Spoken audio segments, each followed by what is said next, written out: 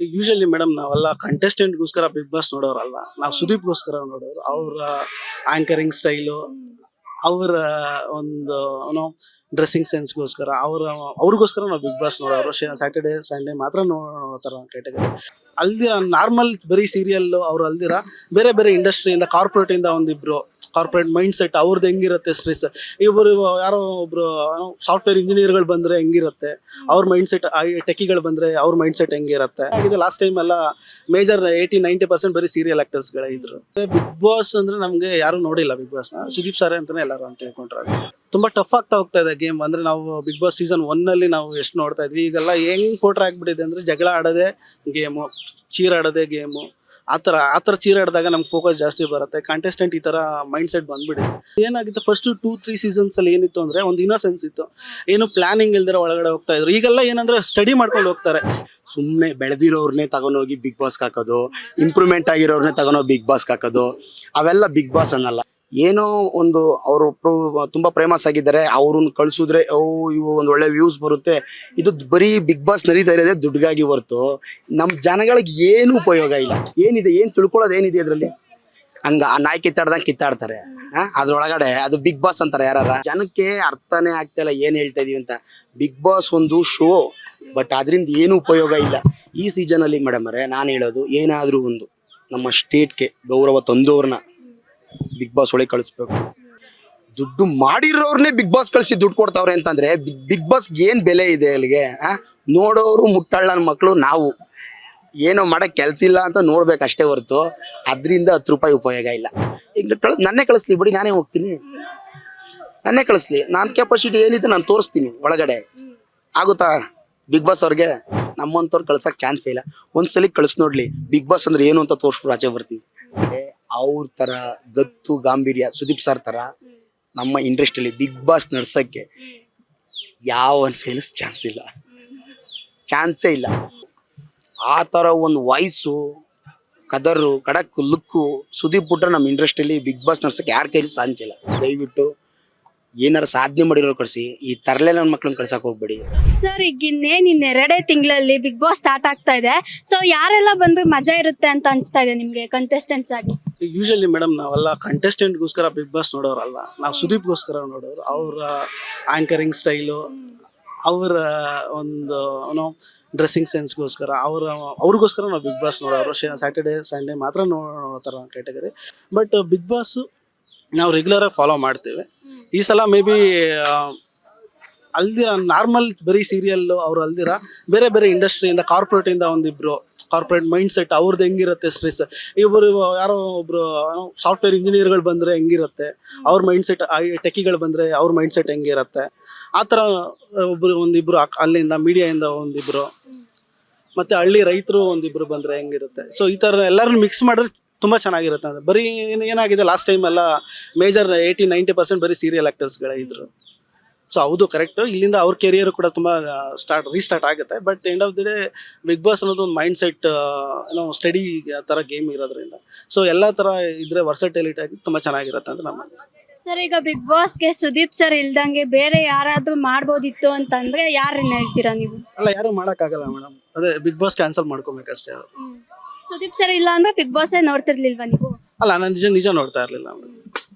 Because ಯಾಕೆಂದ್ರೆ big boss ಅಂದ್ರೆ ನಮ್ಗೆ ಯಾರು ನೋಡಿಲ್ಲ ಬಿಗ್ ಬಾಸ್ನ. ಸುದೀಪ್ ಸಾರೇ ಅಂತಾನೆ ಎಲ್ಲರೂ ಅಂತ ಹೇಳ್ಕೊಂಡ್ರೆ ಸುದೀಪ್ ಇದ್ರೇನೆ ಬಿಗ್ ಬಾಸ್, ಸುದೀಪ್ ಇಲ್ಲ ಅಂದ್ರೆ no Bigg Boss. Bigg Boss stop ಮಾಡೋದು ಬೆಸ್ಟ್ ಅನ್ಸುತ್ತೆ, ಕಾರಣ ಅಟ್ಲೀಸ್ಟ್ ಕನ್ನಡದಲ್ಲಿ.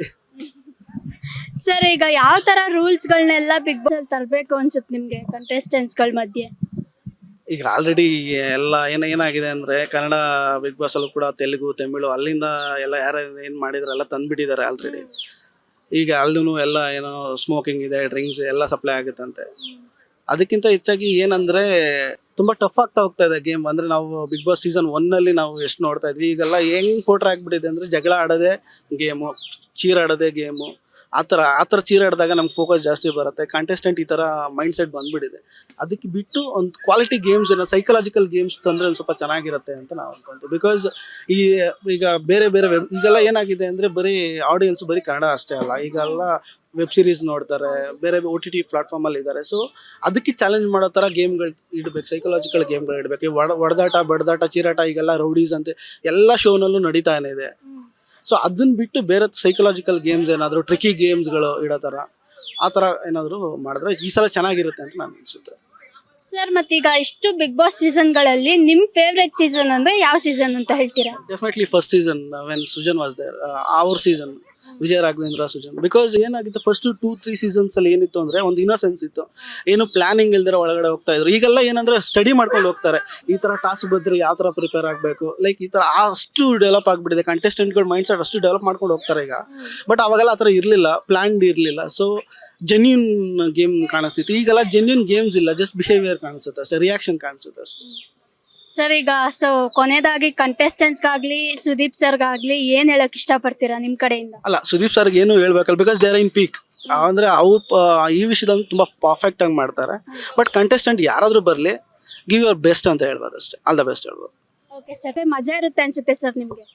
ಈಗ ಬಿಗ್ ಬಾಸ್ ಏನಾಗಿದೆ ಗೊತ್ತಾ ಮೇಡಮ್ ಅವರೇ, ನಿಜ ಹೇಳ್ತೀನಿ, ಮಾಡೋರು ಎಲ್ಲರೂ ಕರೆಕ್ಟಾಗಿ ಪ್ಲ್ಯಾನ್ ಮಾಡಬೇಕು. ಏನು ಅಂದರೆ ಸುಮ್ಮನೆ ಬೆಳೆದಿರೋರ್ನೇ ತಗೊಂಡೋಗಿ ಬಿಗ್ ಬಾಸ್ಗೆ ಹಾಕೋದು, ಇಂಪ್ರೂವ್ಮೆಂಟ್ ಆಗಿರೋರ್ನೇ ತಗೊಂಡೋಗಿ ಬಿಗ್ ಬಾಸ್ಗೆ ಹಾಕೋದು, ಅವೆಲ್ಲ ಬಿಗ್ ಬಾಸ್ ಅನ್ನಲ್ಲ. ಏನಾದರೂ ಒಂದು ಸಾಧನೆ ಮಾಡಿರ್ತಾರಲ್ಲ ನೋಡಿ, ಅವರು ಹೆಂಗೆ 4 ಗೋಡೆ ಮಧ್ಯೆ ಹೆಂಗಿರ್ತಾರೆ, ಹೆಂಗೆ ಬದುಕು ಬರ್ತಾರೆ ಅನ್ನೋದನ್ನ, ಅದು ಒಂದು ಸಾಧನೆ ಅಂತ ಇದೆ.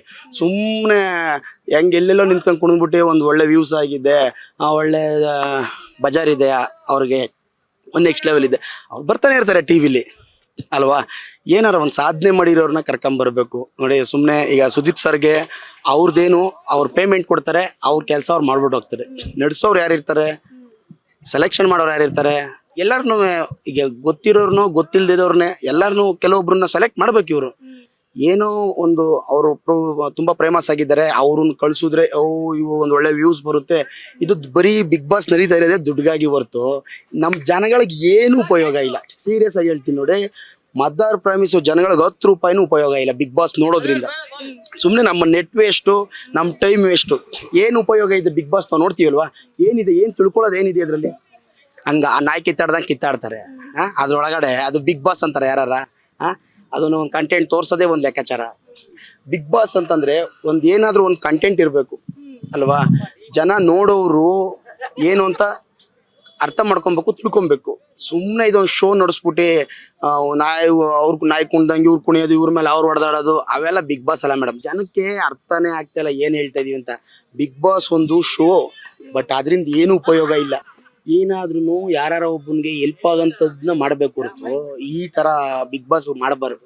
ಸುಮ್ಮನೆ ಅದೊಂದು ಅಡ್ವರ್ಟೈಸ್ಮೆಂಟ್ ಒಂದು 20 ಕೊಡ್ತಾರೆ, ಅದೊಂದು ಏನೋ ಒಂದು ಹೊಡೆದಾಡಿದ್ರು ಬಡ್ದಾಡಿದ್ರು ಅಂತ ಏನು ಪ್ರಯತ್ನ ಬಂತು? ನೋಡಿದವರು ಸುದೀಪ್ ಸರ್ ಕೆಟ್ಟವರು ಅನ್ಕೊಬೇಕು. ಅವ್ರಿಗೇನು ಅವ್ರು ಪೇಮೆಂಟ್ ಕೊಡ್ತಾರೆ, ಅವ್ರು ಕೆಲಸ ಮಾಡೋಗ್ತಾರೆ. ಇವಾಗ ನನಗೂ ಪೇಮೆಂಟ್ ಕೊಟ್ಟರೆ ನಾನು ಏನು ಮಾಡ್ಬೇಕು ಅದು ಮಾಡ್ಬಿಟ್ಟು ಹೋಗ್ತೀನಿ. ಒಂದು ಕಂಟೆಂಟ್ ಏನಾರು ಇರಬೇಕಲ್ವಾ. ಸರ್ ಈಗ ಯಾವ ತರ ರೂಲ್ಸ್ಗಳನ್ನ ತಗೊಬರ್ಬೇಕು ಅನ್ಸುತ್ತೆ ನಿಮ್ಗೆ ಬಿಗ್ ಬಾಸ್ ಮನೆಯಲ್ಲಿ ಈ ಸೀಸನ್ನಲ್ಲಿ? ಈ ಸೀಸನಲ್ಲಿ ಮೇಡಮ್ ಅವರೇ ನಾನು ಹೇಳೋದು, ಏನಾದರೂ ಒಂದು ನಮ್ಮ ಸ್ಟೇಟ್ಗೆ ಗೌರವ ತಂದವ್ರನ್ನ ಬಿಗ್ ಬಾಸ್ ಒಳಗೆ ಕಳಿಸ್ಬೇಕು. ಯಾರು ಒಬ್ರು ಸಾಧನೆ ಮಾಡಿರೋರನ್ನ ಬಿಗ್ ಬಾಸ್ಗೆ ಕಳಿಸ್ಬೇಕು. ಸಾಧನೆ ಮಾಡಿರ್ತಾರೆ, ಅವ್ರ ಹತ್ರ ಅಮೌಂಟ್ ಇರಲ್ಲ, ದುಡ್ಡಿರಲ್ಲ, ಬಡವರು ಅಂಥವ್ರನ್ನ ಗೆಲ್ಲಿಸಿ ಅವ್ರಿಗೊಂಥರ ಏನೋ ಒಂದು 30 ಲಕ್ಷ 40 ಲಕ್ಷ ದುಡ್ಡು ಬಂದರೆ ಅನುಕೂಲ ಆಗುತ್ತೆ. ದುಡ್ಡು ಮಾಡಿರೋರ್ನೇ ಬಿಗ್ ಬಾಸ್ ಕಳಿಸಿ ದುಡ್ಡು ಕೊಡ್ತಾವ್ರೆ ಅಂತಂದರೆ ಬಿಗ್ ಬಾಸ್ಗೆ ಏನು ಬೆಲೆ ಇದೆ ಅಲ್ಲಿಗೆ? ನೋಡೋರು ಮುಟ್ಟಳ್ಳನ ಮಕ್ಕಳು ನಾವು. ಏನೋ ಮಾಡೋಕ್ಕೆ ಕೆಲಸ ಇಲ್ಲ ಅಂತ ನೋಡ್ಬೇಕಷ್ಟೇ ಹೊರತು ಅದರಿಂದ 10 ರೂಪಾಯಿ ಉಪಯೋಗ ಇಲ್ಲ. ಈ ಥರ ಮಾಡಬೇಕು. ಏನು ಇಲ್ಲಿದ್ದವ್ರನ್ನ ಕಳಿಸಿ ಕೈ ತುಂಬಿಸಿ ಕಳಿಸ್ಬೇಕು. ಇದ್ದವ್ರಿಗೆ ಕಳಿಸಿದ್ರೆ ಏನು ಪ್ರಯತ್ನ ಬಂತು? ಎಂತೆಂಥ ಕೋಟಿಗಿರೋರನ್ನ ಕಳಿಸ್ತಾರೆ, ಅವ್ರಿಗೇನು ದುಡ್ಡು ಕಮ್ಮಿನಾ? ನೀವು ಹೇಳ್ರಿ ನೋಡೋಣ. ಒಂದು ದಿನಕ್ಕೆ 50 ಲಕ್ಷಾಂತರ ರೂಪಾಯಿ ದುಡಿಯೋರು ಅವ್ರನ್ನ ಕಳಿಸಿದ್ರು ಒಳಗಡೆ ಏನು ಸುಖ ಬಂತು? ಪೇಮೆಂಟ್ ಇದೆ ಅವ್ರಿಗೆ, ಒಂದು ವಾರ ಇರಲಿ, 10 ದಿನ ಇರಲಿ, ಒಂದು ತಿಂಗಳಿರಲಿ, ಪೇಮೆಂಟ್ ಇದೆ.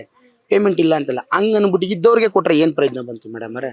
ಇದು ತಪ್ಪು. ನನಗನ್ಸು ಬಿಗ್ ಬಾಸು ನೋಡಬೇಕು ಜನಗಳು ಅಂತ ಅಂದರೆ ಯಾರು ಹೊಸ ಕಂಟೆಂಟ್ ಅಂತ ತರಬೇಕು, ಸಾಧನೆ ಮಾಡಿರೋರು ತರಬೇಕು, ನಮ್ಮ ಸ್ಟೇಟ್ಗೆ ಗೌರವ ತಂದವ್ರನ್ನ ಬಿಗ್ ಬಾಸ್ಗೆ ಹಾಕಬೇಕು. ಅದನ್ನು ಮಾಡಿದ್ರೆ ಬಿಗ್ ಬಾಸ್ ನೋಡ್ಬೋದು.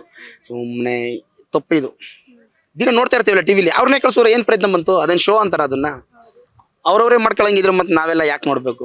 ಈಗ ನನ್ನೇ ಕಳಿಸ್ಲಿ ಬಿಡಿ, ನಾನೇ ಹೋಗ್ತೀನಿ, ನನ್ನೇ ಕಳಿಸ್ಲಿ. ನನ್ನ ಕೆಪಾಸಿಟಿ ಏನಿದೆ ನಾನು ತೋರಿಸ್ತೀನಿ ಒಳಗಡೆ. ಆಗುತ್ತಾ ಬಿಗ್ ಬಾಸ್ ಅವ್ರಿಗೆ? ಆಗುತ್ತಾ? ಚಾಲೆಂಜ್ ಮಾಡ್ತೀನಿ, ಆಗಲ್ಲ ಅವ್ರ ಕೈಲಿ. ನಮ್ಮಂಥವ್ರು ಕಳ್ಸೋಕೆ ಚಾನ್ಸೇ ಇಲ್ಲ. ಒಂದ್ಸಲಿ ಕಳಿಸ್ ನೋಡ್ಲಿ ಬಿಗ್ ಬಾಸ್ ಅಂದ್ರೆ ಏನು ಅಂತ ತೋರಿಸ್ಬಿಟ್ಟು ಆಚೆ ಬರ್ತೀವಿ. ಸರ್ ಈಗ ಸುದೀಪ್ ಸರ್ ಇಲ್ಲ ಅಂದಿದ್ರೆ ಬಿಗ್ ಬಾಸ್ ಅಲ್ಲಿ ಬೇರೆ ಯಾರು ಮಾಡ್ಬೋದಿತ್ತು ಬಿಗ್ ಬಾಸ್ನ? ತುಂಬ ಕ್ವಶನ್ ಇದೆ ಅದು. ಸುದೀಪ್ ಸರ್ ಇಲ್ಲ ಅಂತಂದ್ರೆ ಯಾರು ಮಾಡ್ಬೋದು ಅನ್ನೋದು ಕ್ವಶನ್ ತುಂಬ ಇದೆ. ಮೇಡಮ್ ಅವರೇ ನನಗೂ ಟ್ಯಾಲೆಂಟ್ ಇದೆ, ನಾನು ಹೋಗಿ ಮಾಡ್ಬೋದು. ಎಕ್ಸಾಂಪಲ್ ಹೇಳ್ತೀನಿ ಕೇಳಿ. ಆದರೆ ಅದನ್ನು ಇಷ್ಟು ವರ್ಷ ನಡ್ಕೊಂಡ್ ಬಂದಿದ್ದಾರಲ್ಲ, ಯಾವ ಥರ ನಡ್ಸ್ಕೊಂಡ್ ಬಂದಿದ್ದಾರೆ ಸುದೀಪ್ ಸರ್, ಅದಕ್ಕೊಂದು ಗೌರವ ಕೊಟ್ಟು ಅವ್ರ ಹತ್ರ ಇನ್ನೂ ಕೈ ಬೇಡಿ, ಅವ್ರ ಹತ್ರ ಟೈಮ್ ಕೇಳಿ, ಅವ್ರ ಹತ್ರನೇ ರಿಕ್ವೆಸ್ಟ್ ಮಾಡ್ಕೊಂಡು ಅವ್ರನ್ನೇ ಮಾಡಬೇಕು. ಅವ್ರಿಗೆ ನೋಡಿ, ಯಾವತ್ತೂ ಮೊದಲನೇ ಮೆಟ್ಲು ಮರಿಬಾರ್ದು. ಯಾಕೆಂದ್ರೆ ಒಂದು ಮೆಟ್ಲು ಸ್ಟಾರ್ಟ್ ಮಾಡೋಕ್ಕಿಂತ ನಾವು 10ನೇ ಮೆಟ್ಲು ಕಟ್ಟಕ್ಕಾಗಲ್ಲ. ಅದಕ್ಕೆ 1ನೇ ಮೆಟ್ಲನ್ನ ಯಾವಾಗಲೂ ಪೂಜಿಸ್ಬೇಕು ಅನ್ನೋದು. ಅವ್ರ ಬಗ್ಗೆ ಹೇಳಂಗಿಲ್ಲ ಮೇಡಮ್ ಅವರೇ. ಕಿಚ್ಚ ಸುದೀಪ್ ಅವ್ರಿಗೆ ಸುಮ್ಮನೆ ಎಲ್ಲ ಟ್ರೋಲ್ ಮಾಡ್ತಾರೆ, ಮತ್ತೊಂದು ಮಾತಾಡ್ತಾರೆ.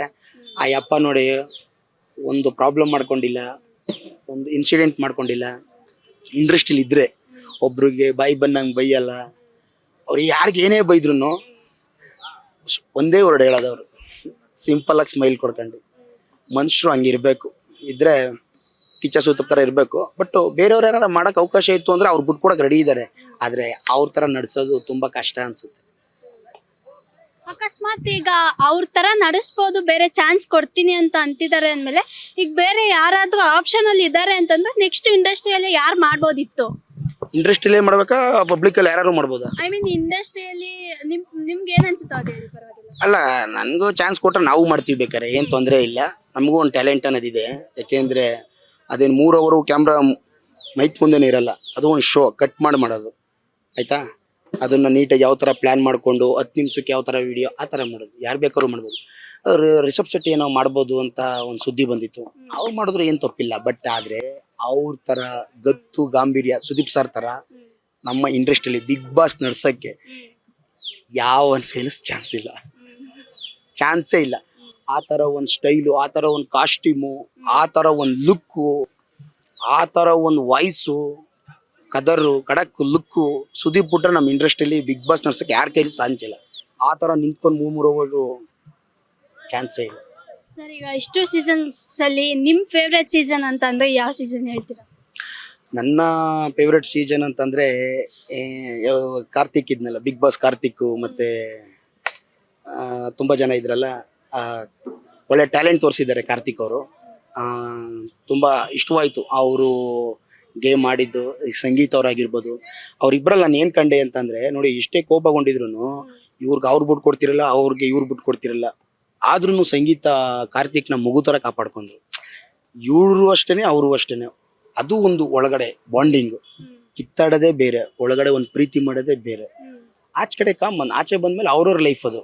ಈಗ 4 ಗೋಡೆ ಮಧ್ಯೆ ನಾವು ನೀವಿದ್ರೆ ಸುಮ್ಮನೆ ಕಿತ್ತಾಡ್ಬಿಟ್ರೆ 4 ಗೋಡೆ ಮಧ್ಯೆನೇ ಕಿತ್ತಾಡ್ಬೇಕು ಅಷ್ಟೇ ಹೊರತು, ಅದೇ ಒಂದು ಒಳ್ಳೆ ತಂದಾಗಿದ್ರೆ ನಾವಿಬ್ಬರು ಫೈನ್ ಆಗಿರ್ತೀವಿ. ತಿಳ್ಕೊಳ್ಳೋರು 1000 ತಿಳ್ಕೊತಾರೆ. ಆದರೆ ನಾವಿಬ್ರು ಏನು ಅಂತ ನಮಗೆ ಗೊತ್ತಿದ್ರೆ ಸಾಕು, ಬೇರೆಯವ್ರು ಹೇಳ್ಬೇಕಾಗಿದ್ದು ಏನಿಲ್ಲ. ಸರಿ, ಈಗ ಕೊನೆಯದಾಗಿ ಏನ್ ಹೇಳಕ್ ಇಷ್ಟಪಡ್ತೀರಾ ಈ ಸೀಸನ್ಗೆ ಬರ್ತಾ ಇರೋ ಕಂಟೆಸ್ಟೆಂಟ್ಸ್ಗೂ ಮತ್ತೆ ಕಿಚ್ಚ ಬಾಸ್ಗೂ? ಕಿಚ್ಚ ಸುದೀಪ್ಗೊಂದು ಮಾತು, ನಡೆಸ್ತಾ ಇರೋರ್ಗೊಂದು ಮಾತು, ಸೆಲೆಕ್ಷನ್ ಮಾಡೋರ್ಗೊಂದು ಮಾತು, ದಯವಿಟ್ಟು ಇಂಡಸ್ಟ್ರಿಲಿ ಇರೋರನ್ನ ತರಕ್ಕೆ ಹೋಗ್ಬೇಡಿ. ನಿಮ್ಮ ವ್ಯೂಸ್ಗಾಗಿ, ನಿಮ್ಮ ದುಡ್ಡು ಮಾಡಬೇಕು ಅನ್ನೋ ಸಲುವಾಗಿ ಮಾಡಂಗಿದ್ರೆ ಬಿಗ್ ಬಾಸ್ನ ನಿಲ್ಲಿಸ್ಬಿಡಿ. ಬೇಡ. ಅದು ಬಿಗ್ ಬಾಸ್ ಅನ್ನೋದು ಸಾಧನೆ ಮಾಡಿರೋರನ್ನ ಒಳಗಡೆ ಕರ್ಕೊಂಡೋಗಿ 50 ಲಕ್ಷ ಗೆದ್ದವನು ಮನೆಗೆ ತಗೋಗೋದ್ರಲ್ಲಿ ಸಂತೋಷ ಬೇರೆ ಏನೂ ಇಲ್ಲ. ನನ್ನ ಹತ್ರ ಒಂದು 50 ಲಕ್ಷ ಇರುತ್ತೆ, ಈಗ ನಮ್ಮನ್ನೇ ಒಂದು ಚಾನಲ್ ಕಳಿಸ್ತೀರಾ, ಎಷ್ಟು ಲಕ್ಷಕ್ಕೆ 10 ಗೆದ್ರೆ 10 ಲಕ್ಷ ಅಂತ. ನಾನು ಗೆದ್ರೆ ನನ್ಗೆ ಏನು ಖುಷಿ ಇರುತ್ತಾ? ಏನೋ ಒಂದು ಗೆದ್ದೆ ಅನ್ನೋದೊಂದು ಖುಷಿ ಇರುತ್ತೆ, 10 ಲಕ್ಷ ನನಗೆ ಖುಷಿ ಇರುತ್ತಾ? ಆದರೆ ಏನು ಇಲ್ಲದವನಿಗೆ 1 ಲಕ್ಷ ಗೆಲ್ಲಿ, ಅದು ಪ್ರಪಂಚನ ಇನ್ನೊಂದು ಲೋಕ ಥರ ತೋರಿಸುತ್ತೆ.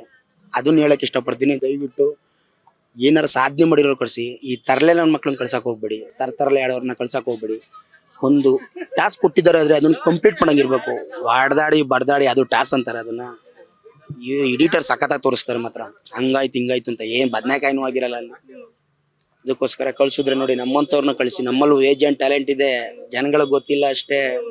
ನಾವು ಆಡೋರ್ಗಿಂತ ಹೈಫೈ ಆಗಿದ್ದೀವಿ. ನಾವು ಹೇಳ್ತಾ ಇರೋದು, ಒಂದ್ಸಲ ಚಾನ್ಸ್ ಕೊಟ್ಟು ನೋಡಿದ್ರೆ ಬಿಗ್ ಬಾಸ್ ಇವನಿಗೆ ಚಾನ್ಸ್ ಕೊಟ್ಟಿದ್ದಕ್ಕೂ ಸಾರ್ಥಕ ಆಯ್ತು ಅನ್ಕೋಬೇಕು. ಎಕ್ಸಾಂಪಲ್ ನಾನು ಹೇಳೋದು, ಎಲ್ಲರೂ ಇರ್ತಾರೆ ಸುಮ್ಮನೆ ಇದು ಏನೋ ಕಡ್ಡಿ ತಗೊಂಡು ಚುಚ್ಕೊಂಡು ತಿಂತಾರಲ್ಲ, ಹಂಗೆ ಒಂದೊಂದು ಸ್ವಲ್ಪ ತಿನ್ಬಿಟ್ಟು ಶೋ ಮಾಡ್ಬಿಟ್ಟು ರೆಸ್ಟ್ ಮಾಡಿಬಿಟ್ರೆ ಬಿಗ್ ಬಾಸ್ ಅನ್ಸಲ್ಲ. ಒಳ್ಳೆ ಹಾರ್ಡ್ ವರ್ಕ್ ಆಗಿರೋರನ್ನ ಕಳಿಸ್ಬೇಕು ಬಿಗ್ ಬಾಸ್ಗೆ. ಟಾಸ್ಕ್ ಕೊಟ್ಟರೆ ಫೋಕಸ್ ಹಂಗಿರ್ಬೇಕು ಕ್ಯಾಮ್ರಾ. ಇವೆಲ್ಲ ಬಿಗ್ ಬಾಸ್ ಈ ಥರ ಕಳಿಸಿದ್ರೆ ಸ್ವಲ್ಪ ಕಷ್ಟ. Okay sir, thank you.